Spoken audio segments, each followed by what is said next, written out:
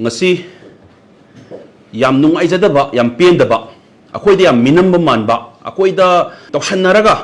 akoi themagi mawongda tawramaga akoigi leiriba party leiriba organization leiriba singsi adigi press media information leiriba singsida minamba manba ama uhanbase tasengna yam nungaijadi Delhi da huzik phammiba jantar mantar da koi nation wide rally haiduna maming tholaga tawriba protest si protest si community amada defame tawgadaba protest ni si threat to India, threat to the constitution gi protest ni community amada particularly defame taunaba protest ni haibase akoi mamang dagi si leibak irang thoktanaba community amagi michangda nattabida akoi gi community amada defame tawdore ko sidi aranba pot ni ko sidi constitution gi bound su yadaba pot ni ko haiduna akoi gi party gi site gi su aduga topa organization gi site gi su tabi re duga Republican Party of India atwa legi site gi su akoi na Commissioner of Police Sansad Mark Connaught Place New Delhi da akoi Manipur State ki General Secretary Organization na tawraga thajagre ADGP office da akoi Sansad Mark Parliament Street ki police station da aina wari sanajaba matamda mahakna reject tawkhre sigi protest si ngasi numisida phammaroi haibagi mana akoi da thajabam pire haitare aduga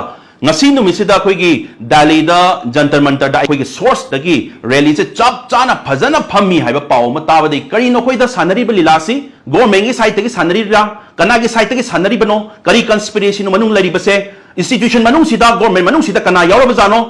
adigi lebak kaheningba lebak thugainingba amaga khana ningba mi yauraba jara haibagi akoi da chamamna bam pho sidi open oirabani ngasi kareegino haiba matamda akoi megi tang ahum thokhibado khangoudre uhodre na government na hariba mayam sida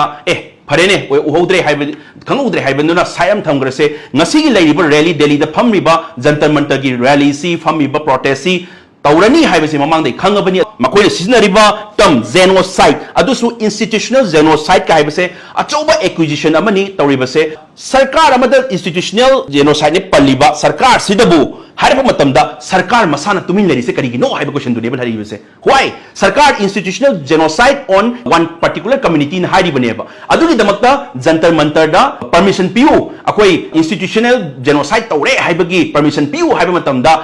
aduda piraga famhallibano sarkar sidi karamba sarkar no like akoi masana yajarabra akoi na si tauri si yare hairabra haibagi question nama laktore aduna suk lanba all India gi capital sida New Delhi da all media channel gi mamangda phamapasi protest si yahanbiganu ko aranba pot amani haiba matamda si akoi da su every organization plus ai khoi gi party da su akoi na che thajaba matamda reply bibiraga aige personally verbally wise na matamda tawdre reject tawkhre hairaga adusu ADGP office masadagi hairaga ngasi hoigi jantar mantar da ngasi phamle rambase tasengna sina takpadi manungda kainom leire conspiracy leire kanano manabam yaure sidi tasengna harabada siriba misi mina siriba sida institution marakta gi mi yaurabra haibagi chingnabam su leibagi pot ama lakpadong tawre kaigino haima tamda akoi da ngasi tawraroi haijilamaga tawhanbagi posidi kana khananaba silino siriba mayam sigi maramse makoina daita lawjare haibagi pot ama leirabra na khalle aiduna akoina khangna